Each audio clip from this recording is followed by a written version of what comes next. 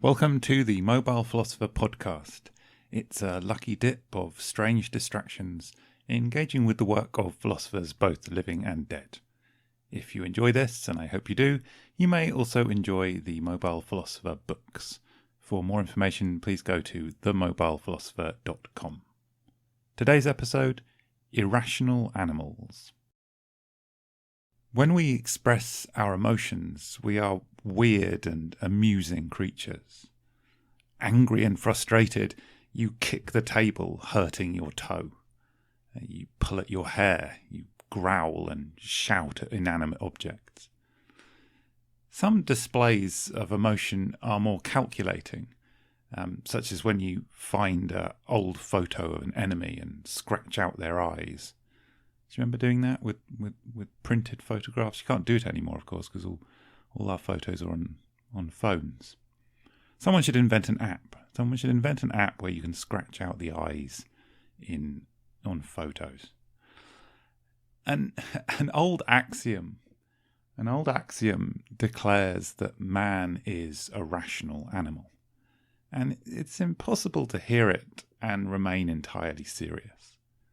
I mean, who could watch any of those expressions of emotion and not feel sceptical about our rationality?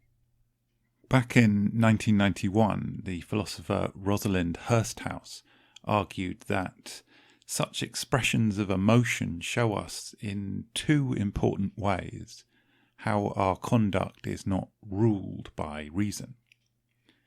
Now, of course, not everything we do is rational in the sense of being a calculating attempt to achieve some desired end.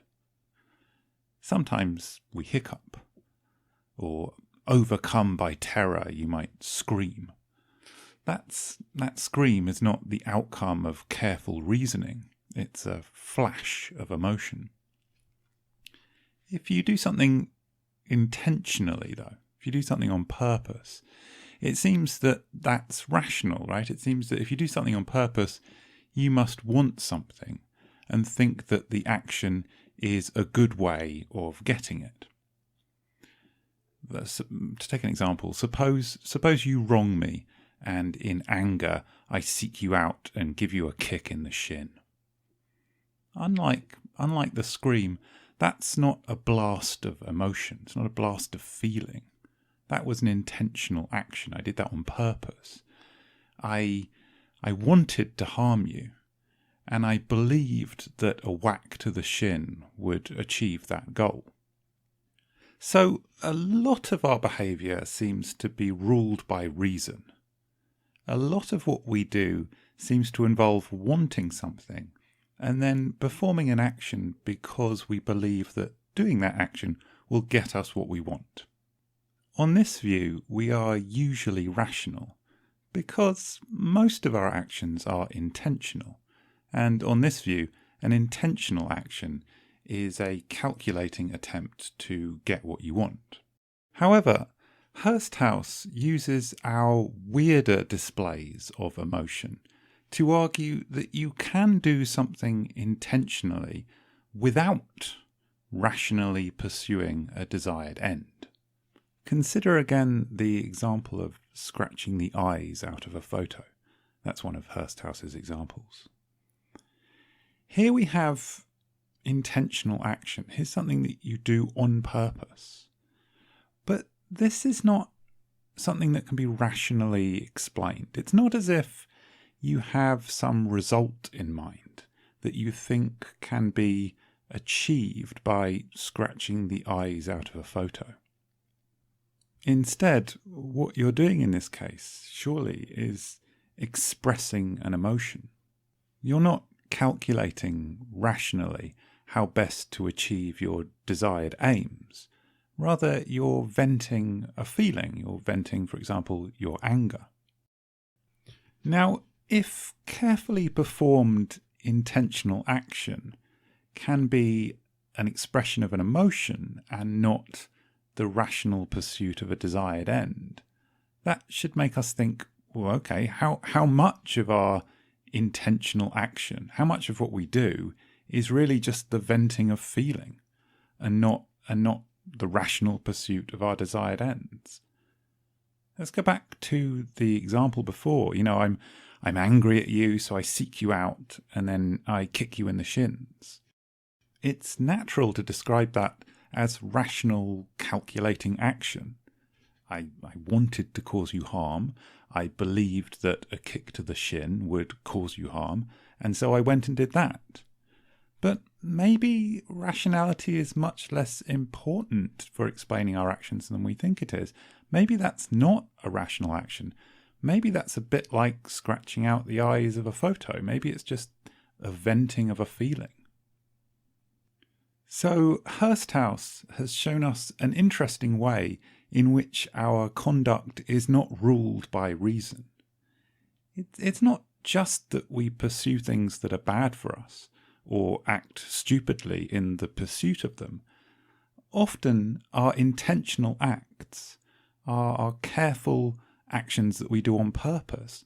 Often they're not even an attempt to achieve anything. They are just an expression of emotion.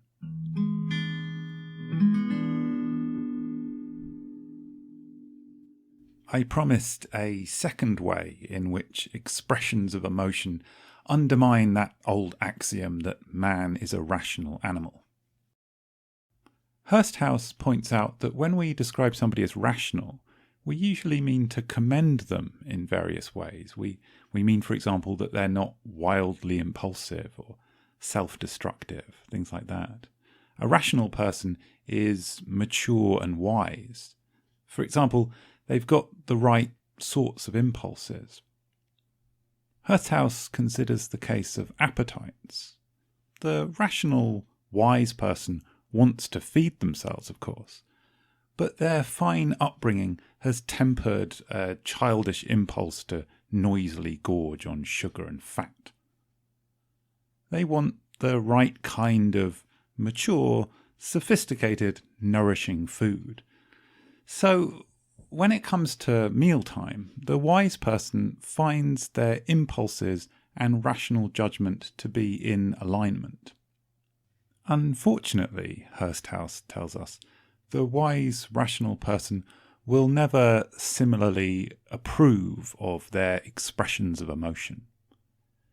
Wise, rational people presumably get angry, to the right degree, one supposes, at the right times, but thrashing out at inanimate objects can only ever be embarrassing. Unlike our appetites, then, which are a necessary part of a flourishing life, our pointless displays of feeling will never be in alignment with rational judgment. That's not to say that they're not endearing, which I suppose they are, aren't they, most of the time?